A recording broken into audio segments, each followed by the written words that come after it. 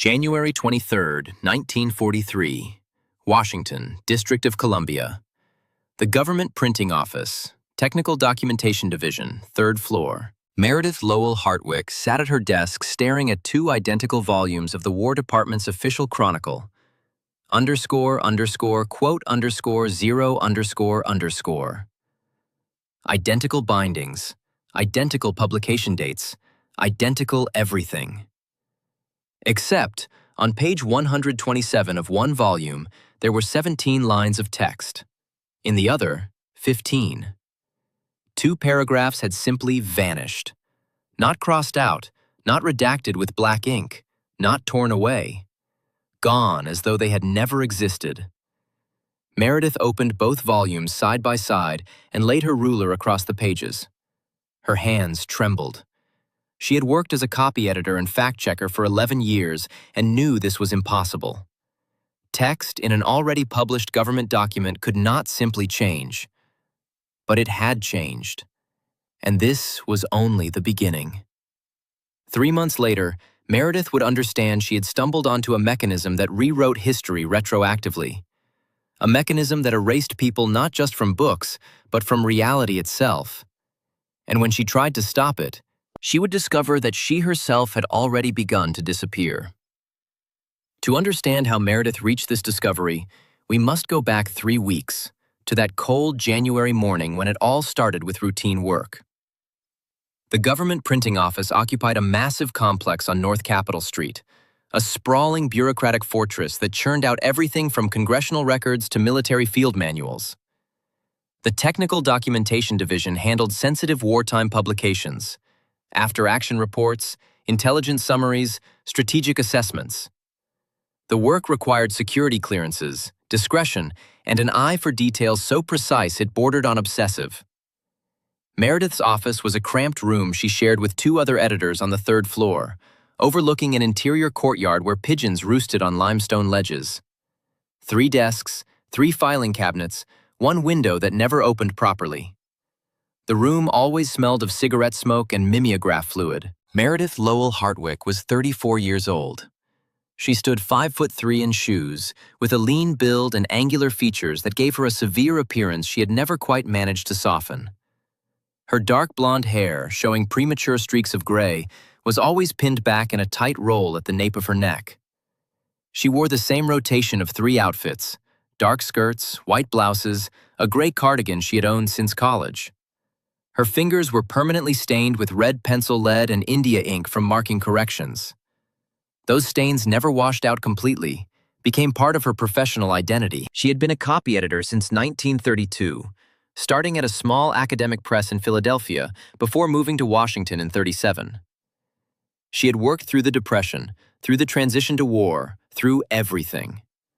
The work suited her, precise, methodical, grounded in rules and facts. There was safety in that precision. Safety in knowing that a comma either belonged or it didn't, that dates were either correct or they weren't. The world outside might be chaos, but on the page, there was order. Meredith had come to Washington alone. She had been engaged once to a man named Robert Gillespie, a chemistry teacher at a prep school in Delaware. They had planned to marry in the spring of 1938. But Robert developed pneumonia that February, and it turned to sepsis, and he died in 4 days. Meredith had sat by his hospital bed holding his hand while he burned with fever and struggled to breathe. The last thing he said to her was, quote, "1." She had nodded, promised, then watched him slip away. After that, she had decided personal attachments were too dangerous, too painful.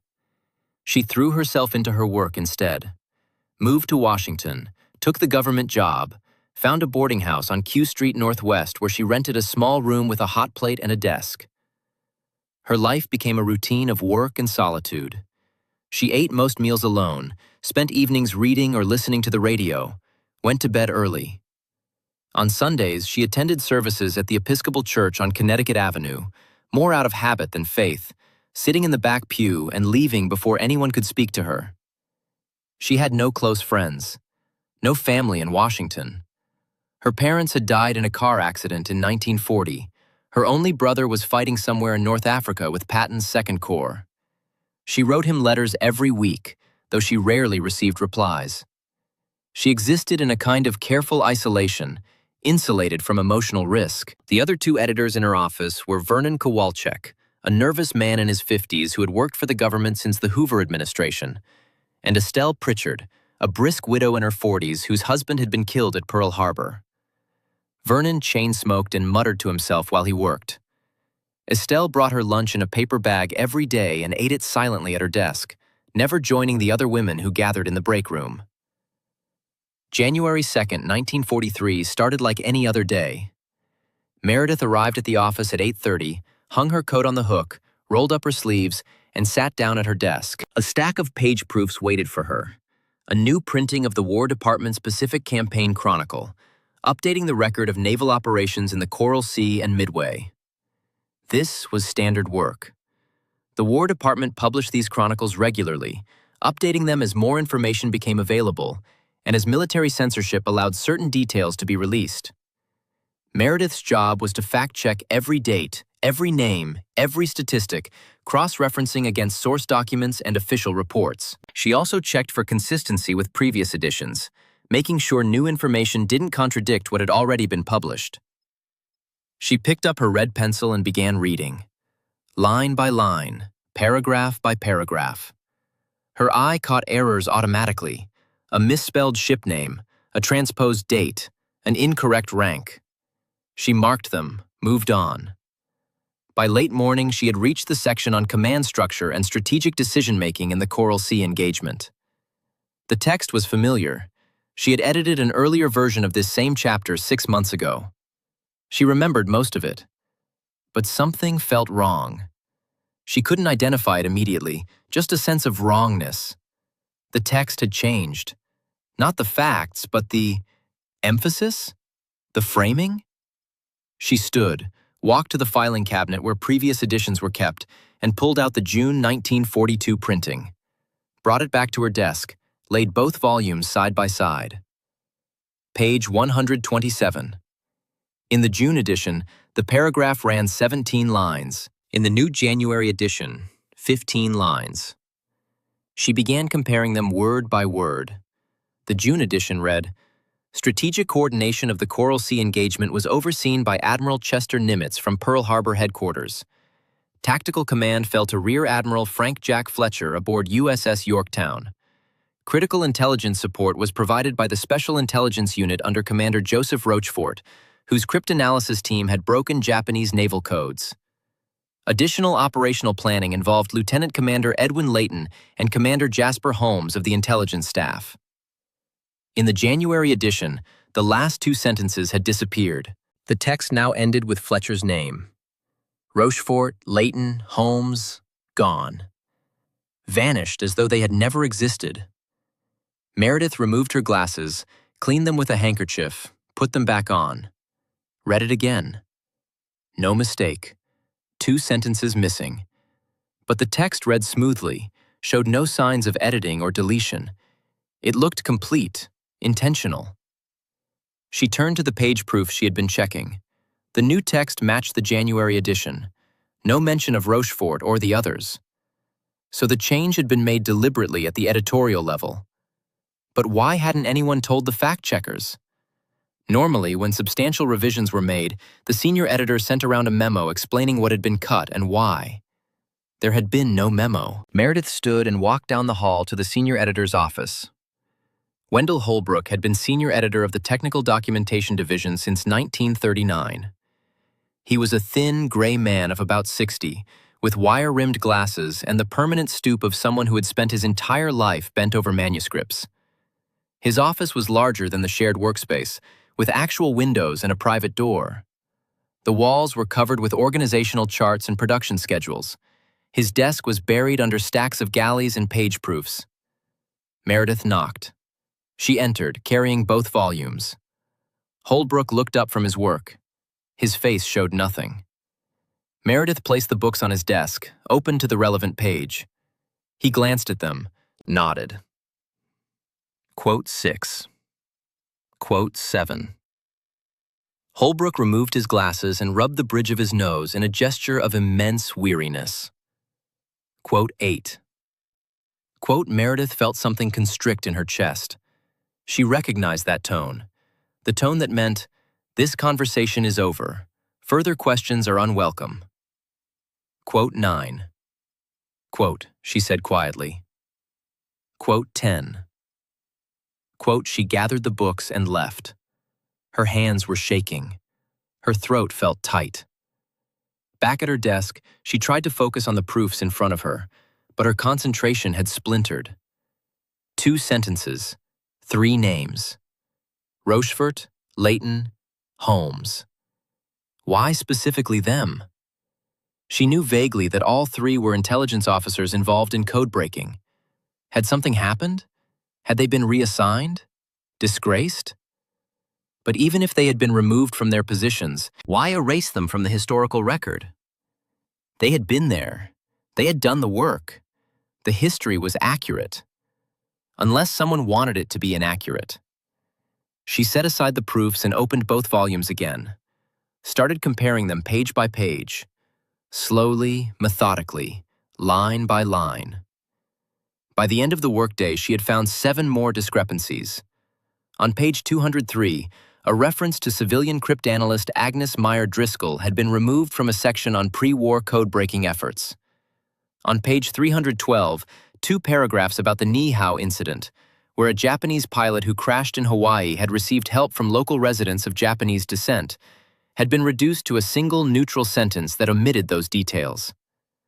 On page 405, an entire section on supply difficulties and equipment failures in the first months after Pearl Harbor had been replaced with text emphasizing readiness and efficiency. On page 278, the name of a Marine Corps officer who had criticized amphibious assault doctrine before Guadalcanal had been deleted from a discussion of tactical planning. Meredith wrote down every discrepancy in her notebook. As she wrote, one thought circled through her mind. This wasn't normal editing. This was systematic sanitization. Someone was methodically removing specific people, specific facts, specific criticisms from the official record, making the history cleaner, simpler, more heroic than it had actually been. And doing it quietly, without announcement, as though hoping no one would notice. She looked at the clock. 6:15. Vernon and Estelle had left at 5. She was alone. Meredith closed the books and returned them to the filing cabinet, took her notebook and slipped it into her purse, put on her coat, turned off the lights, locked the office door. The corridor was dark and empty. Her footsteps echoed on the marble floors. The security guard at the front desk nodded as she signed out. She stepped outside into the January cold. The streets were dark because of blackout regulations. All the streetlights were painted over. Windows were curtained. She walked carefully through the dimness toward the bus stop on North Capitol Street, her breath making small clouds in the frigid air. On the bus ride back to Q Street, she sat near the back and stared out at the blacked-out city. Her reflection ghosted across the window glass. A thin, severe woman in a dark coat, clutching her purse, alone. She didn't know it yet, but she had just taken the first step into something she couldn't escape. The next morning, Meredith arrived at work with a plan. She would continue her comparisons systematically, documenting every change between editions. She would do it quietly, during breaks and after hours, without telling anyone. Once she had a complete record, she would… do what? Report it? To whom? The changes were coming from the War Department itself, but she couldn't just ignore it. Her entire professional identity was built on accuracy, on preserving factual truth. If the official record was being falsified, someone needed to document the real version. Even if that documentation served no immediate purpose, she spent the morning working through the page proofs normally, marking typos and formatting errors. During lunch, while Vernon and Estelle were out, she pulled more volumes from the filing cabinet, earlier editions of other War Department publications, manuals, field reports, strategic assessments. She started finding patterns. In a handbook on Japanese military capabilities, first published in May 1942, there had been a section acknowledging American intelligence failures before Pearl Harbor, including specific warnings that had been ignored. In the August 1942 revision, that section had been reduced to a single paragraph that mentioned Quote 11, without assigning any responsibility for the failure to anticipate it.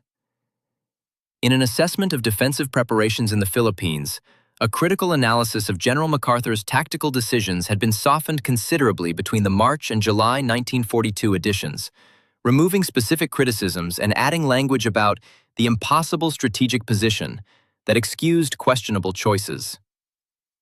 In a demographic study prepared for military planning purposes, references to Japanese-American loyalty and the questionable rationale for mass internment had been stripped out between the April and September 1942 printings. Every revision moved in the same direction, removing criticism, removing complexity, removing anything that made American leadership look incompetent or American policy look unjust. The official record was being scrubbed clean. Meredith worked through the lunch hour, taking notes. She was so absorbed that she didn't notice Vernon return until he was standing right beside her desk. Quote 13, he asked, frowning at the stack of volumes spread across her workspace. She looked up, startled. Vernon stared at her for a long moment. Then he said, very quietly, his voice was barely above a whisper, Quote 18, Quote 19, Quote 20. He glanced toward the door, then leaned closer. Quote 21. Meredith felt ice crawl down her spine. Quote 22. Vernon straightened up, his expression carefully neutral again. He walked back to his own desk and lit a cigarette with shaking hands. Meredith sat very still. Her heart was pounding. She looked at Estelle, who had returned and was eating her sandwich, studiously avoiding eye contact. Slowly, Meredith gathered up the volumes and returned them to the filing cabinet. Came back to her desk, picked up her red pencil. But she didn't put away her notebook. She slipped it into her purse instead. That evening, after work, Meredith didn't go straight home. Instead, she walked to the Library of Congress, just a few blocks away on Capitol Hill. She had a researcher's card from previous fact-checking projects. The main reading room was vast and quiet, the ornate ceiling soaring overhead. She requested back issues of newspapers, the New York Times, the Washington Post, the Chicago Tribune. Started going through them, month by month, checking reports from 1941 and 1942 against the sanitized versions in the War Department chronicles. What she found confirmed her suspicions. The newspapers had published details that had later been scrubbed from the official record. Names of officers who had made critical mistakes. Reports of equipment failures and supply shortages. Accounts of strategic disagreements and command conflicts. All of it had existed in the first editions of the War Department publications. All of it had been systematically removed in later printings. Someone was rewriting history while it was still happening. Meredith worked until the library closed at 9. She filled her notebook with cross-references, matched newspaper reports to deleted passages, documented every discrepancy she could find. When she finally left the library and walked back through the dark streets to her boarding house, she felt both exhausted and strangely exhilarated. She had found something real, something important, proof that the official record was being falsified. But what could she do with that proof? Over the following weeks, Meredith continued her investigation. She worked carefully, quietly, came in early, stayed late, used her lunch hours. She pulled documents from the archives, compared editions, took notes. She expanded beyond War Department publications to other government materials, propaganda posters, civil defense manuals, economic reports. Everywhere she looked, she found the same pattern of revision and sanitization. She documented it all. Her notebook grew into multiple notebooks. She created an index, cross-referenced everything, dated every entry. It became an obsession. She couldn't stop. Even knowing it was dangerous, even understanding that Vernon's warning had been genuine, she kept going. Because if she stopped, if she let this go, then the truth would be lost entirely. Someone had to preserve the record of what had actually been written, what had actually happened. By late February, she had accumulated 27 notebooks full of documentation, evidence of systematic historical falsification on a massive scale. She kept the notebooks hidden in her boarding house room, in a locked trunk under her bed. She told no one what she was doing, but people noticed her behavior becoming strange. The long hours, the distraction, the nervous energy. On March 1st, Wendell Holbrook called her into his office. "Miss Hartwick, I need to speak with you about your recent work performance." Meredith sat down, trying to keep her expression neutral. "Is there a problem?" "Your productivity has declined significantly over the past 6 weeks. You've been requesting unusual amounts of archive access. Your colleagues report that you seem preoccupied. I've been thorough in my fact-checking. You've been doing more than fact-checking." Holbrook's voice was flat, hard. Quote 30 __. Meredith's mouth went dry. Someone had been watching her, reporting on her. "I was just ensuring consistency." "You were told once before that certain editorial decisions are not your concern. You chose to ignore that direction." Holbrook opened a folder on his desk. "I'm placing you on administrative leave, effective immediately. 2 weeks, unpaid. You'll return your security badge. When you come back, you'll be reassigned to different work. Clerical duties, no editorial responsibility. Am I clear?" Meredith felt the floor drop out from under her. "Mr. Holbrook, I've worked here for 6 years, and you've done good work, which is why you're only being suspended, not terminated. But you need to understand something, Miss Hartwick. There is a war on. The information we publish serves a strategic purpose. It's not your job to question that purpose. It's your job to follow instructions. Can you do that?"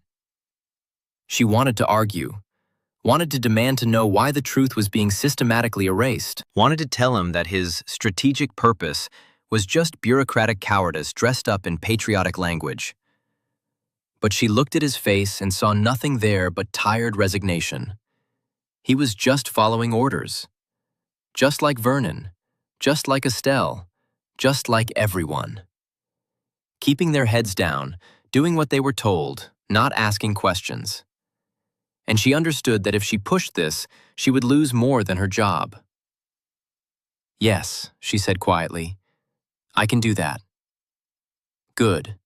Turn in your badge to security on your way out." Meredith left his office in a daze, packed her few personal items from her desk, a coffee mug, a sweater, her red pencils. Vernon wouldn't look at her. Estelle studied her sandwich. She turned in her badge, walked out of the building into the cold March afternoon, and understood that she had just been given a warning. The last warning she would get.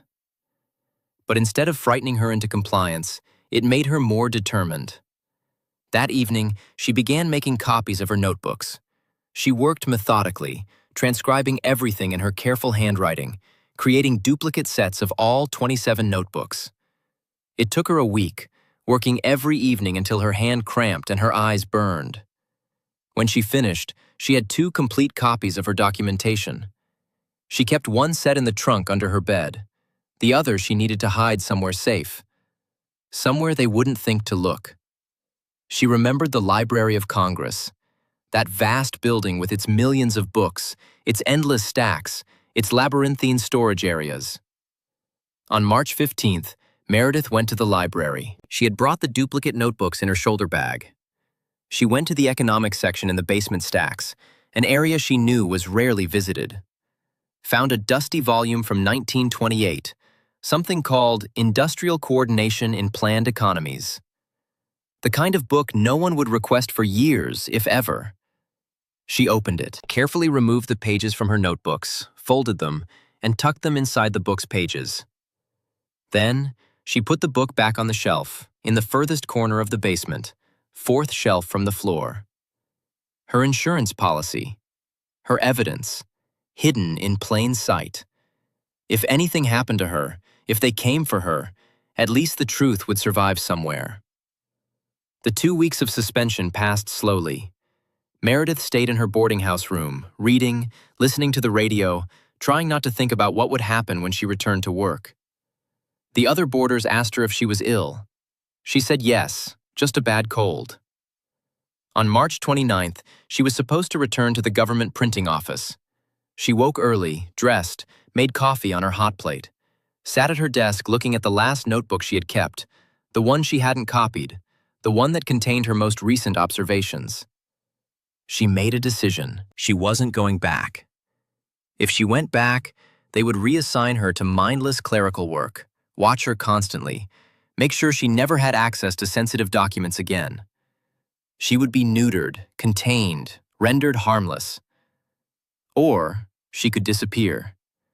Leave Washington, start over somewhere else, take her knowledge with her and decide later what to do with it. It wasn't really a choice. She packed a small suitcase, took her savings from the bank, $347, everything she had. Wrote a brief note to the boarding house landlady saying she had a family emergency and had to leave immediately. She would send for her things later. Then, she walked to Union Station and bought a ticket on the next train out of Washington. It was heading north, to Philadelphia. That was fine. Anywhere but here. She boarded the train, found a seat, stared out the window as Washington slipped away behind her, and felt, for the first time in weeks, like she could breathe. But what Meredith didn't know, couldn't know, was that her disappearance had already been anticipated. When she failed to return to work on March 29th, Wendell Holbrook made a phone call to a number that bypassed the normal War Department directory, a number that connected directly to an office with no name, located in a building that officially didn't exist. The voice on the other end was neutral, professional. A pause. The line went dead. That same afternoon, two men in dark suits arrived at the boarding house on Q Street. They showed the landlady official-looking credentials from the __quote_49__, and explained that Miss Hartwick had been called away on urgent war work, highly classified, and they needed to collect her belongings. The landlady, a patriotic woman who had a son in the Navy, was only too happy to cooperate. The men went through Meredith's room systematically. They found the locked trunk under the bed, broke it open, discovered the notebooks, all 27 of them. They loaded everything into a leather case, the notebooks, her personal letters, her address book, her clothing, everything. Stripped the room bare. When they were finished, the room looked like no one had ever lived there. The landlady asked when Miss Hartwick would be returning. "Classified," one of the men said, "for the duration of the war at least. You shouldn't expect to hear from her." And that was that. The men took the leather case back to their office. The notebooks were cataloged, analyzed, and then destroyed. Burned in a basement furnace, reduced to ash. Meredith Hartwick's documentation of historical falsifications ceased to exist. But the operation didn't stop there. Over the following weeks, other traces of Meredith began disappearing as well. Her employment records at the government printing office were pulled and refiled in a restricted archive, inaccessible to normal personnel searches. Her time card entries were deleted. Her name was removed from the office directory. At her previous employer in Philadelphia, a man in a dark suit visited and explained that Meredith Hartwick was now involved in sensitive war work, and all records related to her should be forwarded to Washington for security purposes. The company complied. Her personnel file vanished. Her bank account was closed, the remaining balance transferred to an account with no name attached. The Episcopal Church on Connecticut Avenue received a notice that Miss Hartwick had relocated for war work and would not be returning. Her brother, Lieutenant Clayton Hartwick, serving with the 2nd Armored Division in Tunisia, received a letter on War Department stationery informing him that his sister Meredith had been reassigned to classified work and would not be able to maintain regular correspondence for the duration of the war. He should not attempt to contact her. Step by step, methodically, thoroughly, Meredith Lowell Hartwick was being erased. Meanwhile, Meredith herself had no idea any of this was happening. She had arrived in Philadelphia and found a cheap hotel near the train station.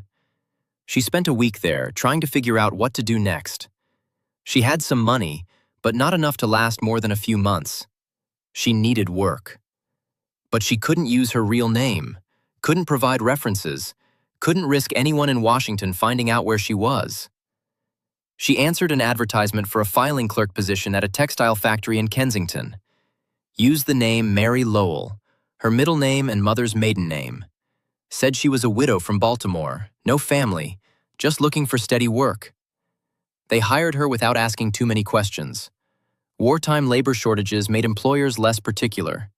The work was mind-numbing, filing invoices, typing shipping manifests, maintaining inventory records. But it was safe. Anonymous. No one knew who she was or where she had come from. She rented a room in a boarding house on Frankfurt Avenue.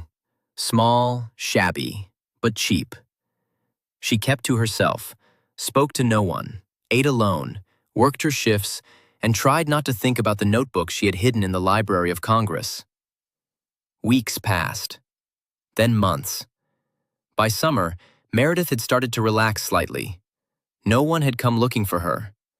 Maybe they didn't care. Maybe she had overestimated her own importance. She was just one editor who had asked too many questions. In the vast machinery of wartime Washington, she barely mattered. She didn't know that the erasure was continuing.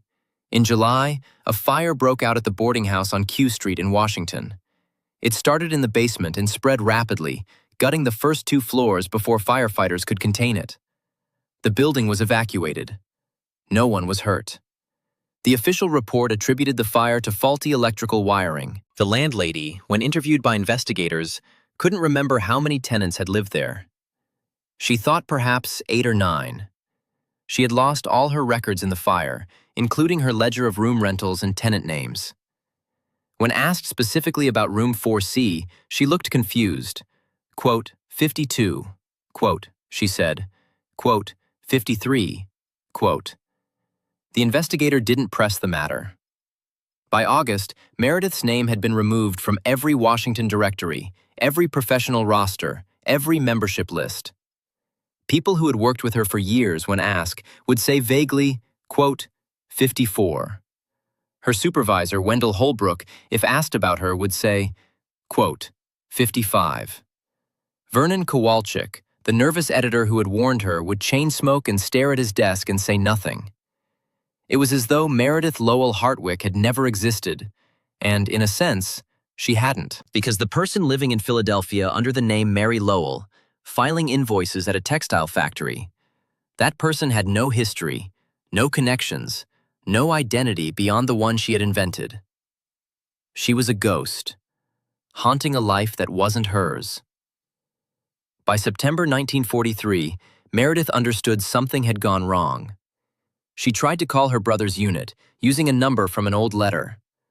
The officer who answered said there was no record of Lieutenant Hartwick having a sister. When she insisted, he became suspicious and asked for her name and location. She hung up. She tried to access her bank account. The bank in Washington told her no such account existed. She called the boarding house on Q Street. A man answered, said the building was under repair after a fire. No one was living there currently. When she asked about her belongings, he said, "We don't have any tenant property here, ma'am. You must be mistaken." That was when she realized they hadn't just taken her notebooks. They had taken her entire existence. She sat in her rented room in Philadelphia, shaking as the truth crashed over her. She had been erased. Systematically, completely. Everything that proved she had ever existed, employment records, bank accounts, personal belongings, even other people's memories of her, had been eliminated. She was no one. And she understood with cold clarity that this was the mechanism. This was how they maintained control of the historical record. Not just by removing inconvenient facts from books, but by removing the inconvenient people who remembered those facts. You couldn't testify to what had been deleted if you no longer existed to testify. Meredith spent that night sitting at her window, staring out at the Philadelphia streets, understanding that she had lost. She had tried to preserve the truth, and in response, she had been erased from reality itself. The only thing that remained was the documentation she had hidden in the Library of Congress. Those 27 notebooks worth of evidence, tucked inside an obscure economics book in the basement stacks. If she could get back to Washington, retrieve them, maybe she could still do something. Publish them somehow. Send them to newspapers, to Congress, to anyone who would listen. But she would have to wait. Going back to Washington now, with no identification, no proof of who she was, would be suicide. They were watching for her. If she appeared, she would simply disappear again. This time, permanently. So she waited, kept her head down, worked her meaningless job, saved every penny, and planned. 10 months later, in July 1944, Meredith felt ready. She had saved enough money for train fare and a few weeks of expenses. She had researched how to create false identification documents, found a forger in Philadelphia who did work for draft dodgers and black marketeers. She bought papers in the name of Mary Elizabeth Crowder, widow, age 38. The documents were crude but passable. She quit her job at the textile factory, packed her one suitcase, and bought a ticket to Washington. The train ride felt endless. She kept expecting someone to pull her aside, check her paper, expose the forgery. But no one did. She was just another anonymous woman traveling during wartime. Invisible. She arrived at Union Station in the evening, took a streetcar to Capitol Hill, walked to the Library of Congress just as it was closing. She would have to wait until morning to retrieve the notebooks. She found a cheap hotel near the Capitol, paid for one night, and lay awake in the darkness, too nervous to sleep. The next morning, she was waiting outside the library when it opened at 9.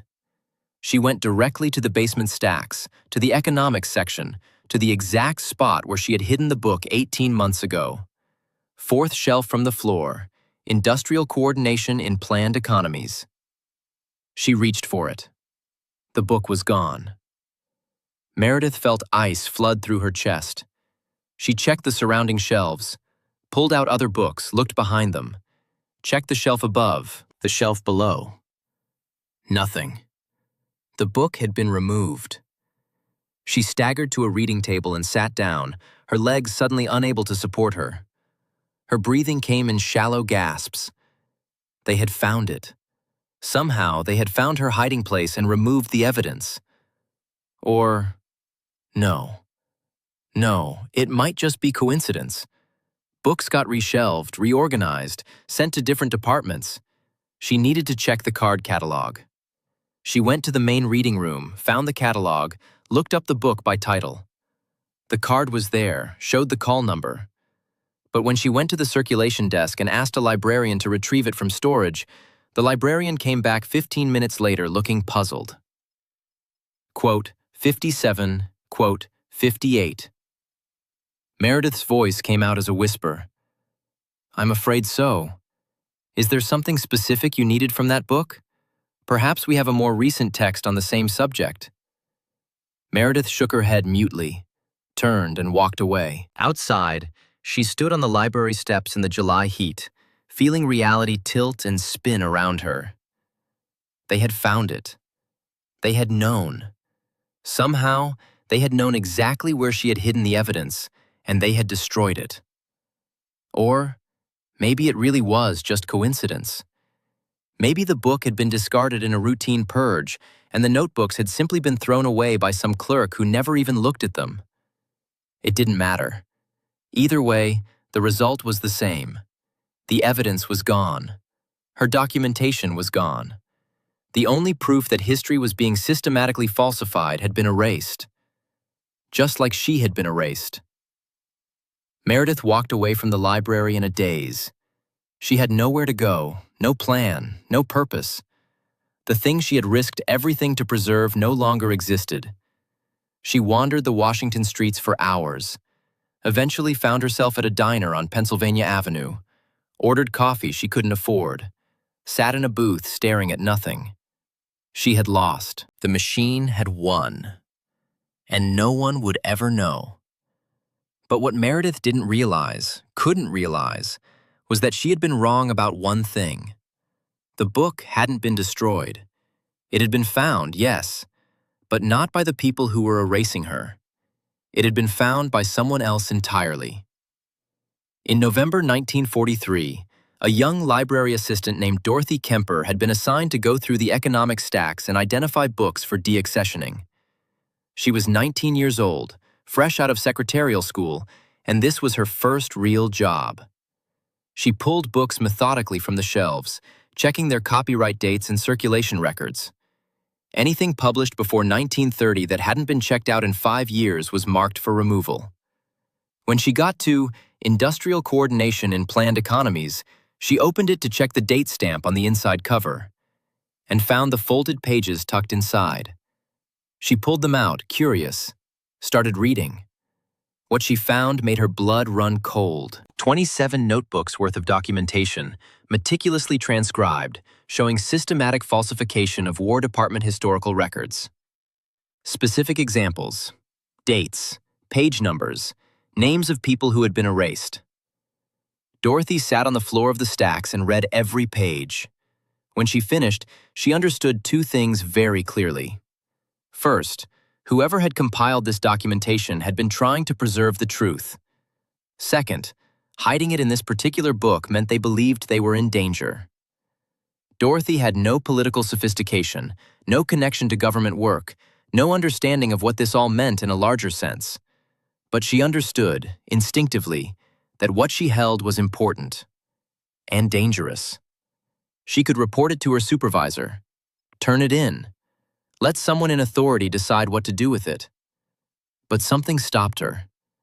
She thought about her older brother, killed at Kasserine Pass. She thought about the official notification letter her mother had received, which called his death a tactical withdrawal in the face of overwhelming enemy forces.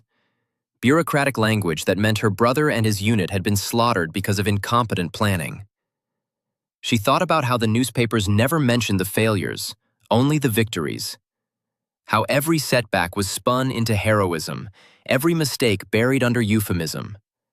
And she understood why someone might risk everything to document the truth. Dorothy made a decision. She took the pages and hid them again. Not in the same book, that would be too obvious, but in another obscure volume, in a different section entirely. This time, she chose a medical text from 1903, something about tropical diseases, shelved in the furthest corner of the medical archives. She slipped the pages inside, closed the book, put it back on the shelf. Then she marked Industrial Coordination in Planned Economies for deaccessioning and sent it off to be pulped. If anyone was looking for those hidden pages, they would think they had been destroyed. But they hadn't been. They were safe. Waiting. Dorothy went back to her work and never told anyone what she had done. And the truth survived. 10 years later, in 1954, a graduate student named Frederick Hausman was researching his dissertation on American wartime propaganda. He was working in the Library of Congress Medical Archives, looking for public health pamphlets from the 1940s. He pulled a dusty volume at random, looking for something to reference in a footnote. __quote _63 __. When he opened it, pages fell out. He picked them up, started reading, and found himself staring at evidence of systematic historical falsification during World War II. He sat in the stacks for 2 hours, reading every page, his hands trembling.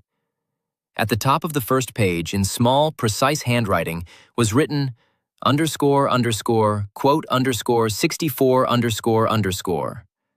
Frederick tried to find out who M.L. Hartwick was, searched every directory, every employment record, every archive he could access. He found nothing. No one by that name had ever worked for the government printing office. No such person appeared in any Washington records from that period. It was as though M.L. Hartwick had never existed.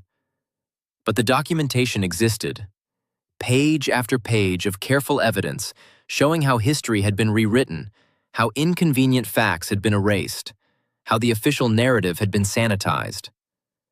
Frederick understood that publishing this would end his academic career before it started. No university would touch it. No publisher would print it. The war was over, but the people who had made these decisions were still in power, still controlling what could and couldn't be said about the past. He could destroy the pages, pretend he had never found them, write his dissertation on something safer. Or he could preserve them. Keep the evidence alive, even if it couldn't be used yet. Wait for a time when the truth could be told without destroying the teller. Frederick chose preservation. He made a photocopy of every page, put the originals back in the book, returned it to the shelf, kept the copies in a locked filing cabinet in his apartment, and waited. Years passed. Frederick became a professor, taught history at a small college in Maryland. The photocopies stayed in his filing cabinet, untouched. In 1964, after reading the Pentagon Papers and understanding just how deeply the government had lied about Vietnam, Frederick finally took out the Hartwick documentation again, read through it, and decided it was time. He contacted a friend at a small press that specialized in controversial historical materials, showed him the documentation. The publisher agreed to print it as an appendix to a larger work on government propaganda and historical revisionism. It was published in 1966, buried in the back of an academic text that almost no one read. But it was published. The truth that Meredith Lowell Hartwick had risked everything to preserve finally entered the public record. Not with her name attached, the publisher kept her anonymous, referring to her only as quote, _65 __. But her work survived. And in a small way, she survived too. Not as a person. There were still no records of her existence, no proof she had ever lived. But as a voice from the past, crying out for truth. That voice echoes still. In archives and libraries, in footnotes and bibliographies, in the work of historians who study how governments manipulate history, the Hartwick documentation appears. Not prominently, not often, but it's there. A ghost in the machine of official history, a reminder that truth has a way of surviving, even when those who tell it don't. And somewhere, in a filing cabinet in a college professor's office, or a library archive, or a historian's desk drawer, the original pages still exist. Folded, yellowed, preserved, waiting to be found again, waiting to be read, waiting to remind us that history is not what the powerful say it is. History is what actually happened. And someone, somewhere, will always try to preserve that truth, even if it costs them everything, even if they vanish from the record they tried to protect. Their voice remains. Meredith Lowell Hartwick's voice remains. Quiet, nearly forgotten, but there, speaking from the depths of forgotten archives, telling us, this happened. This was real. I saw it. I documented it. I tried to save the truth. And I did. Against all odds, against a machine designed to erase inconvenient facts and inconvenient people, one stubborn copy editor preserved a fragment of reality. Not enough to change history, but enough to remind us that history can be changed. And that's something.